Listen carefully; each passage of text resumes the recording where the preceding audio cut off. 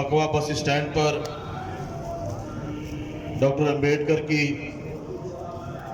जयंती और बहुजन महापुरुषों की जयंती महोत्सव कार्यक्रम संपन्न हो रहा है। और साथियों, यह जो जयंती का कार्यक्रम है, महोत्सव है,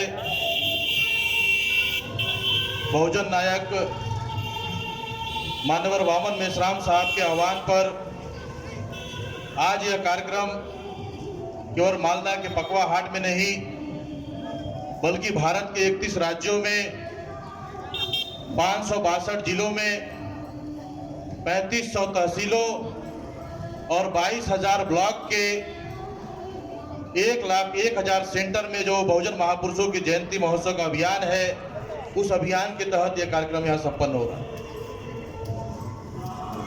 और उस महोत्सव में बहुजन मुक्ति पार्टी ने भी वाम से बहुजन क्रांति मोर्चा, भारत मुक्ति मोर्चा और आपसुट संगठन के इस राष्ट्रव्यापी अभियान में बहुजन मुक्ति पार्टी भी अपना योगदान दे रही। उसी क्रम में आज यहाँ पर यह कार्यक्रम जो है आयोजित किया गया। साथियों, अभी आप लोगों ने पूर्व के बहुत वक्ताओं की बातें सुनी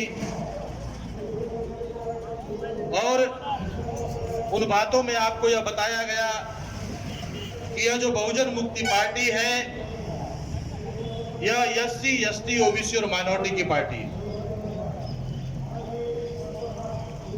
तो साथियों, इस भारत के इतिहास में हमारे बहुजन महापुरुषों ने हमारी आजादी के लिए संघर्ष किया, हमारे मान सम्मान स्वाभिमान के लिए संघर्ष किया। तो भारत का इतिहास कुछ और नहीं है बल्कि जो भारत के मूल निवासी है और जो बाहर से आए हुए लोग हैं, उनके बीच जो संघर्ष हुआ और जो संघर्ष आज तक चला आ रहा है, वो संघर्ष ही भारत का इतिहास है। भारत का इतिहास कुछ है नहीं। तो भारत के इतिहास में हम देखते हैं कि दुनिया की सबसे विकसित सभ्यता सिंधु घाटी की सभ्यता का निर्माण करने वाले ये भारत के मूल निवासी लोग, और उससे बड़ी सभ्यता आज तक दुनिया में मिली नहीं।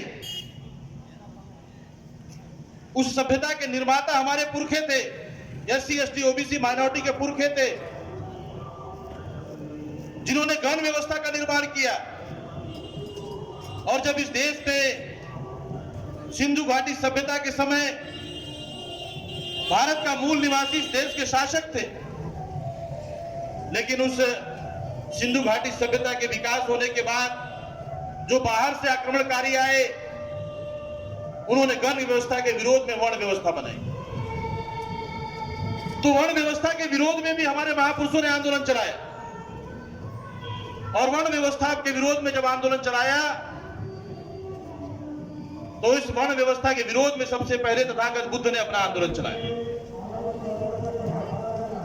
तो तथागत बुद्ध ने, उनको जब बोधगया में ज्ञान प्राप्त हुआ बिहार में, तो वहां से वो फिर यूपी में वाराणसी जो सारनाथ है वहां पर गए। और तथागत बुद्ध ने कहा कि मैंने इस जगत में यह पाया कि इस जगत में दो ही सत्य है, एक जन्म है, एक मृत्यु है।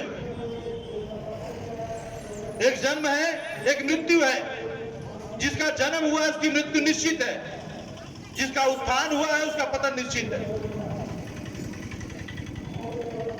और बुद्ध ने, चूंकि उस समय वर्ण व्यवस्था थी, गुलामी की व्यवस्था थी, और उस वर्ण व्यवस्था के अनुसार हमारे लोगों को शिक्षा, संपत्ति और शस्त्र के अधिकार से वंचित कर दिया गया।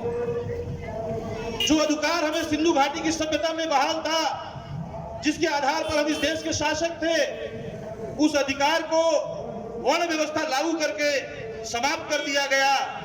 तो तथागत बुद्ध ने उस वर्ण व्यवस्था के समय हमारे लोगों को शूद्र कहा जाता था, तो तथागत बुद्ध ने हमारे लोगों को संबोधित करते हुए कहा कि हे शूद्रों, तुम जिस गुलामी की व्यवस्था में जी रहे हो, अगर इस गुलामी की व्यवस्था में तुम मर भी जाओ, अगर बुद्ध के उस बात को अगर वर्तमान के परिप्रेक्ष्य में कहा जाए तो हे एससी एसटी ओबीसी और माइनॉरिटी के लोगों, तुम जिस गुलामी की व्यवस्था में जी रहे हो, अगर इस गुलामी की व्यवस्था में तुम मर भी जाओ, फिर भी तुम्हारा और तुम्हारे आने वाले पीढ़ी का कल्याण होने वाला नहीं है, हित नहीं होने वाला। तो उस समय बुद्ध ने कहा कि अगर तुम इस गुलामी की व्यवस्था को खत्म करना चाहते हो, समाप्त करना चाहते हो, तो तुम्हें इस देश में समानता की विचारधारा का निरंतर प्रचार और प्रसार करना हो। तो साथियों, तथागत बुद्ध ने कोई बंदूक नहीं चलाई, कोई तलवार नहीं चलाई, कोई जिंदाबाद मुर्दाबाद नहीं किया, केवल एक ही काम किया, लोगों को समझाने का। क्या समझाने का काम? कि जो वर्ण व्यवस्था बनी हुई है, इस वर्ण व्यवस्था में